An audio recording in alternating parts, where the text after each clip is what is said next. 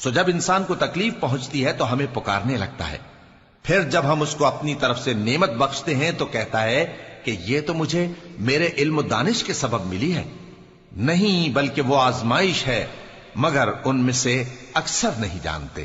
جو لوگ ان سے پہلے تھے وہ بھی یہی کہا کرتے تھے، تو جو کچھ وہ کیا کرتے تھے ان کے کچھ کام نہ آیا، آخر ان پر ان کی برائیوں کا وبال پڑ گیا۔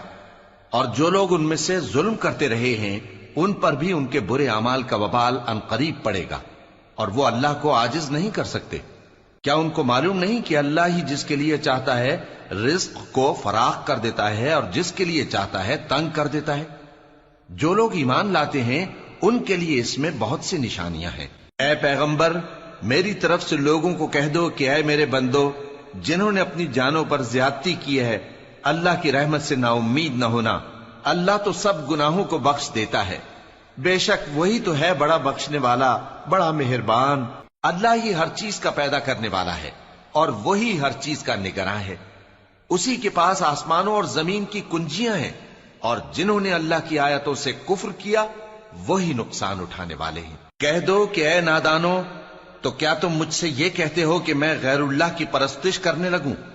اور اے پیغمبر، تمہاری طرف اور ان پیغمبروں کی طرف جو تم سے پہلے ہو چکے ہیں یہی وہی بھیجی گئی ہے کہ اگر تم نے شرک کیا تو تمہارے اعمال برباد ہو جائیں گے اور تم نقصان اٹھانے والوں میں ہو جاؤ گے، بلکہ اللہ ہی کی عبادت کرو اور شکر گزاروں میں رہو۔ اور انہوں نے اللہ کی قدر شناسی جیسی کرنی چاہیے تھی نہیں کی۔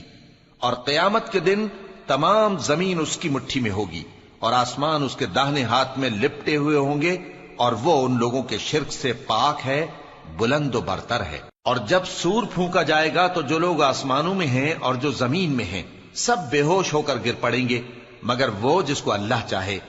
پھر دوسری دفعہ سور پھونکا جائے گا تو فوراً سب کھڑے ہو کر دیکھنے لگیں گے، اور زمین اپنے پروردگار کے نور سے چمک اٹھے گی اور اعمال کی کتاب کھول کر رکھ دی جائے گی، اور پیغمبر اور دوسرے گواہ حاضر کیے جائیں گے، اور ان میں انصاف سے فیصلہ کیا جائے گا اور ان کے ساتھ بے انصافی نہیں کی جائے گی۔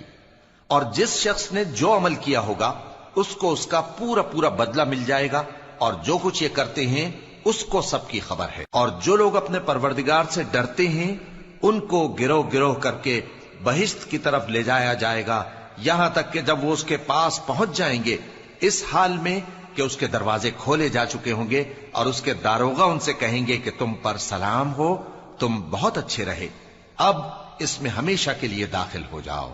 اور وہ کہیں گے کہ اللہ کا شکر ہے جس نے اپنے وعدے کو ہم سے سچا کر دیا اور ہم کو اس زمین کا وارث بنا دیا۔